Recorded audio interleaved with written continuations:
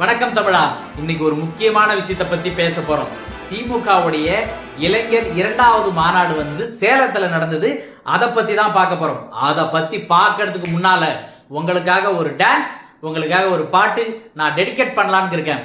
வா நூ கவாலையா இப்படிதான் கூத்து, குடி, கும்மாளம், சீட்டுக்கட்டு அப்படின்னு சொல்லிட்டு இளைஞர் மாநாடு சேலத்துல அமோகமா நடைபெற்றதுன்னு சொல்லிட்டு அதுக்கு வேற என்னது சாதனையாளர் பட்டம் வேற கொடுத்துருக்காங்க, கிண்ண சாதனை ரெக்கார்டு வேற கொடுத்துருக்காங்க. இதெல்லாம் வரப்போ பார்க்கும் ரொம்ப இன்ட்ரெஸ்டிங்கா இருக்க போகுது. அதனால நம்ம சேனலை ஒரே ஒரு சப்ஸ்கிரைபர் மட்டும் பண்ணி வச்சுங்க. நம்ம எல்லா அரசியல்வாதியும் விமர்சனம் பண்றோம், ஆனால் முதலாக நம்ம சேனலுக்கு ஒரு மிரட்டல் வந்திருக்கு. பிஜேபி கட்சியிடமிருந்து முதல் மிரட்டல் வந்திருக்கு. இந்த மாதிரி நீ வீடியோ போட்டா உன்னை நான் கொல்லுவேண்டான்னு. ஐயா நீங்க கொல்லுங்க, விமர்சனம் வைத்தால் விமர்சனத்தை விமர்சனமாக ஏற்றுக்கொள்ள வேண்டும், கருத்தை கருத்தோடு பகிரணும். நீங்க என்னடானா வெட்டுவேன் குத்துவேன்றீங்க. இதை அநேகமா திமுக காரங்க தான் செய்வாங்கன்னு நினைச்சேன், ஆனா பிஜேபி காரங்க கையில் எடுப்பாங்கன்னு நான் நினைக்கவே இல்லை. சரி, அதெல்லாம் எடுத்துட்டு போட்டோம். அரசியல்னா சில அடிகள் விழத்தான் செய்யும். திமுக மாநாடை பத்தி பார்க்கும். இது இரண்டாவது இளைஞர் மாநாடுன்னு சொல்லிட்டு இவங்க திமுக காரங்களாம் சொல்றாங்க. நம்மளுக்கு என்னன்னா இதை இன்ப நிதி இருக்காரு பத்தியா, நம்ம ஐயாவுடைய, நம்ம ஸ்டாலின் ஐயாவுடைய பேரப்புள்ள அவருடைய இன்ட்ரோடியூஸ் பண்ற விழாவை தான் நான் நினைக்கிறேன். இது இளைஞர் மாநாடு, இரண்டாவது இளைஞர் மாநாடுலாம் இல்ல, அவரை இன்ட்ரோடியூஸ் பண்றாங்க, அரசியலுக்காக வரவேற்கிறாங்க. அதனாலதான் இந்த மாநாடு உருவாக்கப்பட்டது. முதல்ல ஒரு மாநாடு நடத்தினாங்க சென்னையில, நூற்றாண்டு விழான்னு சொல்லிட்டு. நூற்றாண்டு விழாவில் 100 பேர் கூட வரல. இந்த விழாவில் 5 லட்சம் பேர் வருவாங்கன்னு சொல்லிட்டு பயங்கரமா இருக்கிற சேலத்துல இருந்து அந்த நடந்த இடம் வரைக்கும் அவ்வளோ பெரிய வரவேற்பு. பிரியாணி வரவங்களுக்கு பிரியாணி, அண்டா, சீட்டுக்கட்டு, எல்லா என்டர்டைன்மெண்ட், குத்தாட்டம், குடியிலிருந்து எல்லாமே திமுக கொடுத்து எப்படியாவது வர வச்சிடலான்னு பார்த்தாங்க. அதிக பேரால வர வைக்கவே முடியல, யாரும் வரவும் இல்லை. அங்க இருந்த சேர் எல்லாமே காலியா தான் கிடந்துச்சு. இதெல்லாம் கூட பரவாயில்லைங்க. இவங்க ஒரு 25 கொள்கைகள், என்னது திமுக தேர்தல் அறிக்கைலாம் இது பண்ணுவாங்களா, இதை அறிவிச்சாங்க. இதெல்லாம் அறிவிக்கும் போது ஆஹா, அடுத்த எலெக்ஷன்ல இவங்க ரெடி ஆகுறாங்களா, 24 எலெக்ஷனுக்காக இவங்க ரெடி ஆகுறாங்க, பயங்கரமா ஏதோ பண்ண போறாங்கன்னு சொல்லிட்டு அந்த 25 நான் உத்து, அந்த ராமர் வரவேற்பு கூட நான் சரியா பார்க்கலைங்க. இதை மட்டும் நான் நல்லா உத்து பார்த்தேன். ஏதாவது 25 தெரிஞ்சுதா, ஏதாவது முக்கியமான கொள்கை ஏதாவது இருக்குமான்னு பார்த்தா நன்றி சொல்லி நன்றி சொல்லி நன்றி சொல்லி பன்றி காய்ச்சல் வந்துரும் பழகுது. அந்த அளவுக்கு நன்றி சொல்லாங்க. அந்த 25 கொள்கையில 10 கொள்கை முதலமைச்சருக்கு நன்றி சொல்றதே ஒரு கொள்கையா திமுக நடத்துது. ஐயா கலைஞர் அவர்கள் ஒரு ஸ்கிரிப்டை எழுதி கொடுங்க, எழுதாம கொடுங்க, அப்படியே உட்காந்து பேசுவார். ஏன்னு கேட்டா மனசுல அவருக்கு மக்களுக்கு நல்லது பண்ணணும் அந்த எண்ணத்தோடு அவர் அரசியல் பண்ணார். இவங்க இப்ப ஆயிட்டாரு, முதல்வர் ஸ்டாலின் அவர்கள் ஆயிட்டாரு. அடுத்தது உதயநிதியை துணை முதல்வரா இவங்க அறிவிக்க போறாங்க. இன்ப நிதியை அடுத்ததா முதல்வர் வேட்பாளரா இவங்க அறிவிச்சாலும் அறிவிப்பாங்க. நம்ம ஆளுங்களும் இளைஞர் மாநாடுன்னு சொல்லிட்டு இளைஞர் மாநாடுன்னு சொல்லிட்டு வந்தது எல்லாமே வயசான மாநாடா போயிடுச்சுங்க. எந்த இளைஞரும் வரல. ஏன்னு கேட்டா இளைஞர்லாம் தெளிவா இருக்கான். உண்மையுமே இளைஞர்லாம் தெளிவா இருக்கான். யாருக்கு ஓட்டு போடணும், நம்ம என்ன பண்ணணும், இதுல எப்படியாவது மாற்றம் கொண்டு வரணும், தமிழ்நாட்டில் இன்னும் இதை வளர்ச்சி பெற்ற மாநிலமா உருவாக்குன்னு சொல்லிட்டு ஒவ்வொரு இளைஞர்களும் கஷ்டப்படுறான். ஆனா திமுக இளைஞர் இருக்காங்க. திமுக எந்த இளைஞர் இருக்காருன்னா ஒன்னும் புரிய மாட்டேங்குது. அது வேற இளைஞர் அணி மாநாடு. எவ்வளவு ஒரு கேவலமான இவங்க அந்த கொள்கையில மறந்துட்டு பாத்தீங்களா, இவங்க ஒரு 25 அறிக்கைகள் படிச்சாங்க. எவ்வளவு ஒரு கேவலமான தெரியுமா, அதுக்கு பதிலாக 85 லட்சம் பேருக்கிட்ட நீட்டை ஒழிக்கிறத கையெழுத்து வாங்கினாங்க பாத்தீங்களா, அந்த சிட்டி அது எல்லாமே கீழே போட்டு வச்சிருக்காங்க.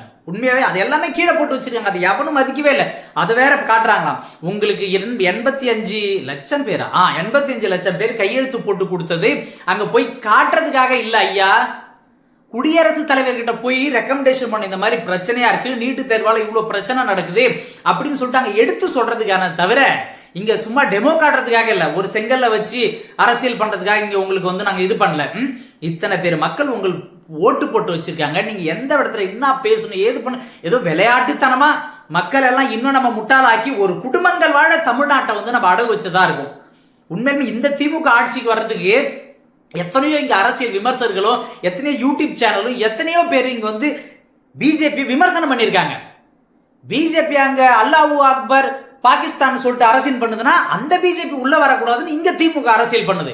அங்க சென்ட்ரல்ல என்ன பண்ணுதோ பிஜேபி ஆட்சி, அதே தான் ஸ்டேட் கவர்மெண்ட்ல வந்து ஸ்டாலின் அவர்கள் வந்து உண்மையுமே பண்ணிட்டு இருக்காங்க. ரொம்ப அந்த மாநாட்டில் உண்மையுமே ஒருத்தர் ஒரு கை பலகை வச்சுக்கிட்டு இல்ல, தான் மருத்துவ பிஎஸ்சி நர்சிங் பற்றி தான் தன்னுடைய பெண்ணுக்கு வந்து இது கேட்கிறாரு, டொனேஷன். அங்க போற ஒருத்தவங்க கூட போல, ஏன் அத்தனை பேர் வந்திருந்தாங்களே, அவ்வளோ பெரிய ஆள் வந்திருந்தாங்களே, அங்க அத்தனை பேர் திமுக காரங்க வந்திருந்தாங்களே, அவங்க கிட்ட கொடுங்கன்னு கேட்டா கொடுத்துருக்க மாட்டாங்க. அத்தனை தலைவர் வந்துருக்காங்க. அவரு தான் மக்களுக்கு அள்ளி அள்ளி கொடுக்குறாருல்ல ஐயா நம்ம ஸ்டாலின் அவர்கள். அவங்ககிட்ட கேட்டுத்தாலே கொடுத்துக்கலாம். அந்த ஒரு மனுஷன் பிச்சை எடுக்காத குறையா அங்க உண்டியில கை வச்சிருந்தா அவன் ஒரு ஆள் கூட மதிக்கல. நீங்க எப்படி மதிப்பீங்க? சொந்த எம்எல்ஏக்களே, அங்க இருக்க சட்டமன்ற உறுப்பினர்களே உங்களை கையால பொறுத்துக்க வச்சிக்க முடியல. உங்க கண்ட்ரோல், உங்க பேச்சை எவனையுமே கேட்க மாட்டேங்கிறான். அப்படித்தானே தெரியுதாங்க. கருணாநிதினு ஒரு எம்எல்ஏ, அவங்க வீட்டுல நடக்காத அக்க போறா, ஒரு பெண்ணை பெண் உறுப்புல அடிச்சு கொடுமைப்படுத்தி தான் சொந்த வீட்டுல நடக்கிறதே உங்களால தடுக்க முடியல. நீங்க வந்து மக்களுக்கு நல்லது செஞ்சு அதில் தான் நாங்க மக்கள் வாழ போறோமா? அந்த பொண்ணு அவ்வளோ அடி எத்தனை இடத்துல அடிச்சிருக்காங்க. இங்க சமூக நீதி பேசுறதுலாம் நிறைய கட்சி இருக்கு. சமூக நீதி தான் நாங்க பேசுறோம்னு சொல்லிட்டு திமுக அப்படியே பயங்கரமா சொல்லுதுல்ல. எத்தனை சமூக நீதி காப்பாத்துனீங்க? சொந்த சட்டமன்ற உறுப்பினர் அவங்க வீட்டுல இவ்வளவு பெரிய கொடுமைகள் நடக்குது, அந்த எம்எல்ஏ அவர்களுக்கு தெரியாதா? கருணாநிதி அவர்களுக்கு அந்த பெண்ணுக்கு அவ்வளோ பெரிய கொடுமைலாம் நடந்திருக்கு, இதெல்லாம் தெரியாம இருக்கா? சொந்த வீட்டுல ஒரு எம்எல்ஏ வீட்டுல இவ்வளவு பெரிய பிரச்சனை நடக்குது, இதை கவனிக்கலையா? இவங்க வந்து மக்களுக்கு நல்லது செஞ்சு அதுல மக்கள் வந்து முன்னேற்றம் அடைய போறாங்களாம். அதாவது பரவாயில்லைங்க. நான் உண்மையுமே இத்தனை வருஷத்துல நான் வந்து இந்த ஒரு 10 வருஷமா எனக்கு கொஞ்சம் அரசியலை பத்தி கொஞ்சம் தெரிஞ்சு புரிஞ்சு வச்சிருக்கேன். ஆனா இத்தனை வருஷத்துல பிஜேபி பிரியாணி குண்டா திருடி தான் பார்த்துருக்கேன். டைமா சேலத்துல பிரியாணி அண்டாவில இருந்து வாட்டர் பாட்டில் இருந்து உண்மையிலே சிரிப்பா வருது. அது திருடின்னு போறான். ஒருத்தர் சொல்றான், ஐயோ நம்ம தலைவர் கெட்ட பேர் வந்துருடே, எடுத்துட்டு தான் போறீங்க, கரண்டியாவது வச்சுட்டு போங்கடா, தண்ணி பாட்டிலையாவது வச்சுட்டு போங்கடா.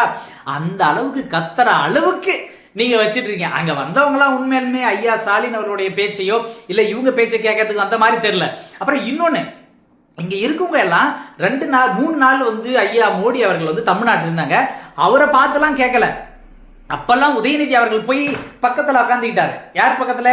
நம்ம ஐயா பிரைம் மினிஸ்டர் பக்கத்துல உட்காந்துக்கிட்டு அங்க பாருங்க இங்க பாருங்கன்னு சொல்லி ஸ்டேஜ்ல உட்காந்துங்களா. அப்ப கேட்க வேண்டியதானே, நீங்க இடி ரைடு அனுப்பினாலும் சரி, அமலாக்கத்துறை அனுப்பினாலும் சரி, சிபிசிஐடி அனுப்பினாலும் சரி, இன்னும் எத்தனை பேரை நீங்க அரெஸ்ட் பண்ணாலும் சரி, நாங்க உங்களுக்கு எதிராக இருப்பேன்னு சொல்லிட்டு அங்க நேரா தானே உட்காந்துருந்தாரு, பக்கத்து சீட்டு தானே உட்காந்துருந்தாரு. சொல்லிருக்கலாமே. அதை விட்டு சும்மா மேடையில் ஏறின உடனே இதுக்கு மேல ஒரு படி நம்ம அண்ணன் கல்வித்துறை அமைச்சர் அன்பில் மகேஷ் இருக்கார் பார்த்தீங்களா, அவர் ஒரு காமெடி பண்ணிட்டாரு. இந்தியா கூட்டணியில் வந்து ஐயா நம்ம மு.க. ஸ்டாலின் அவர்களை தான் வந்து பிரதமர் வந்து நியமிக்க போறாங்கன்னு. நியமிச்சா நல்லதான், எனக்கு ஆசையாக தாங்குது. இங்கே போயிட்டு பண்ணது, இங்கேயே ஒரு சீட்டி வச்சு எந்த இதுவும் வச்சு படிக்கிறாரு பல மணி நேரமா. அங்கே போயிட்டு எல்லாம் ஹிந்தியில் வேற பேசுவாங்க, என்ன பண்ணுவாங்கன்னு தெரியல. சரி பிரதமர் தானே ஆகட்டும், ஐயோ சரி அவர் பிரதமர் ஆகட்டும், அது நான் நம்ம ஊருக்காரரு ஏதாவது நினச்ச நம்ம மாநிலத்துக்காரரு, ஆனால் ரொம்ப பெருமை தான். இதுக்கு மேல கருண் பழனி அப்படின்னு இருக்காரு பத்தியா, 10 லட்சம் பேர் வந்திருக்காங்க. அப்புறம் அந்த ரெக்கார்டு கிண்ண சாதனை கொடுத்தாங்க பத்தியா, அந்த இந்தியா ஃபாரன்ஸ் ஏதோ சொல்லிட்டு ஒரு டிபார்ட்மெண்ட் வந்து, இது கவர்மெண்ட் டிபார்ட்மெண்ட் ஒரு தனியார் அமைப்பு வந்து சாதனை, எது ஒரே மேடையில் வந்து இத்தனை லட்சம் பேர் கூட்டம் கூடியிருக்காங்க.